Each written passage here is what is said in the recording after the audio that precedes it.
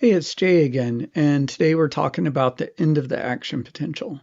In the last few videos, I talked about how a nerve turns on muscle contraction, but we haven't covered how to turn the contraction off. If skeletal muscle never relaxed, we'd be in trouble. For one thing, if I couldn't relax my diaphragm, then I couldn't exhale to breathe.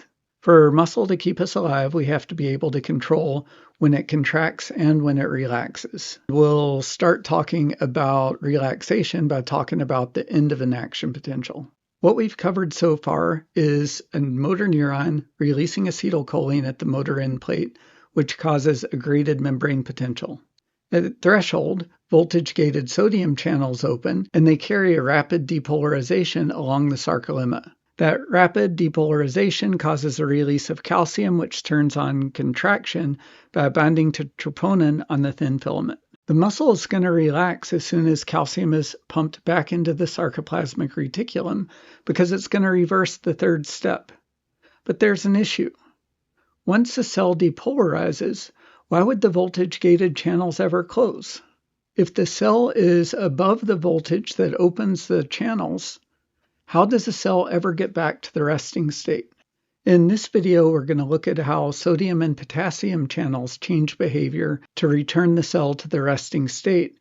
And in the next video, we'll look at how calcium cycles, because calcium is what's controlling muscle contraction. Imagine an action potential traveling away from the motor end plate. As it passes this section of the sarcolemma, here's a trace of what happens to the voltage. There's a rapid depolarization and repolarization. The depolarization is due to activation of the voltage-gated sodium channels, which we already covered. The repolarization is due to activation of voltage-gated potassium channels that share the same patch of membrane. The potassium channels are a little slower than the sodium channels, but once a cell depolarizes, they're all going to open. The electrochemical gradient for potassium moves potassium out of the cell. As positive charge leaves the cell, the inside of the cell gets more negative. I'll draw a simplified cartoon of the channels to talk about an important concept. My cartoon shows voltage-gated sodium channels with 2 gates and the voltage-gated potassium channels with 1. Both channels have an activation gate that opens when the cell depolarizes. When the activation gates open, the channel is open and ions cross the membrane. I'll draw the sodium channel opening first because it's a little faster. Shortly after the sodium channel opens, the voltage-gated potassium channel opens. At the same time, this second gate on the voltage-gated sodium channel closes. This is an inactivation gate. When the voltage-gated sodium channel is inactivated, no ions can cross the membrane, but it's stuck in this state until the cell repolarizes. Now, while the voltage-gated sodium channels are inactivated, the muscle fiber can't fire another action potential. The voltage-gated sodium channels have to open in order for the cell to fire an action potential. When they're inactivated, they can't open. Now, as the muscle fiber repolarizes from potassium leaving the cell, as it gets more negative, the inactivation gate can swing down, activation gate swings closed, so the channel flips back into the closed configuration and the cell could fire another action potential. So voltage-gated potassium channels have 2 shapes. They're either open or closed. The potassium channels can flip between the 2 shapes, from open to closed and back again. Voltage-gated sodium channels have 3 shapes. They can be open, closed, or inactivated. A closed channel doesn't let ions cross the membrane, but it can open. An open channel allows ions to cross the membrane, and an inactivated channel won't let ions cross the membrane, but it can't open again until it flips back into the closed shape. And that doesn't happen until the cell repolarizes. If we understand these shapes of the ion channels, then we can talk about something called the refractory period. The refractory period is a period of time when the muscle fiber's ability to fire an action potential is diminished. There are actually 2 refractory periods. One is the absolute refractory period, When a muscle fiber is in the absolute refractory period, it can't fire another action potential no matter what. During this period of time, the voltage-gated sodium channels are inactivated. Since they can't open, no more action potentials.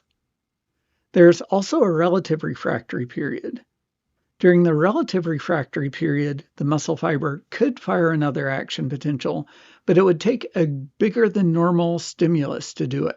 During the relative refractory period, the voltage-gated sodium channels have flipped back into the closed shape so they could open and fire an action potential, but the voltage-gated potassium channels are still open.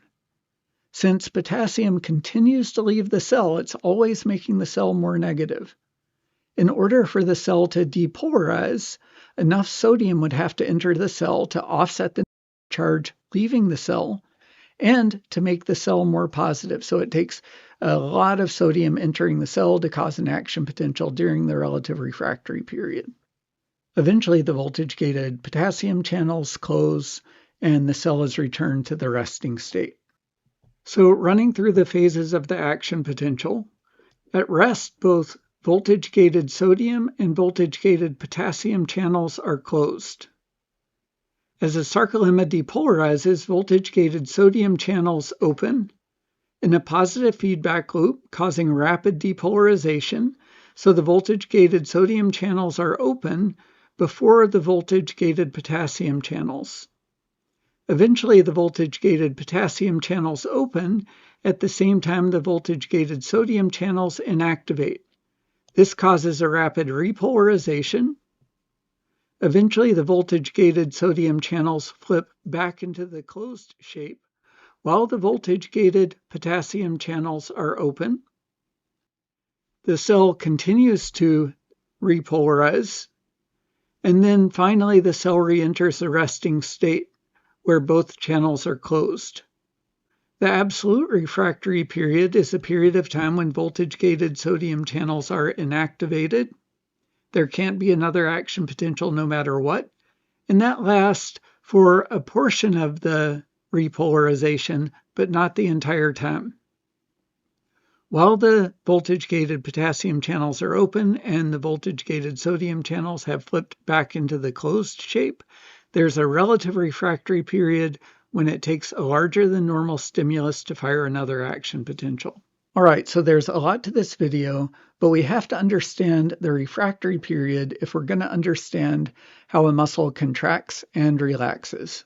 In the next video, we're going to talk about how the frequency of action potentials controls the amount of calcium surrounding the myofibrils, and it's really the amount of calcium surrounding the myofibrils that's controlling force generation by the muscle.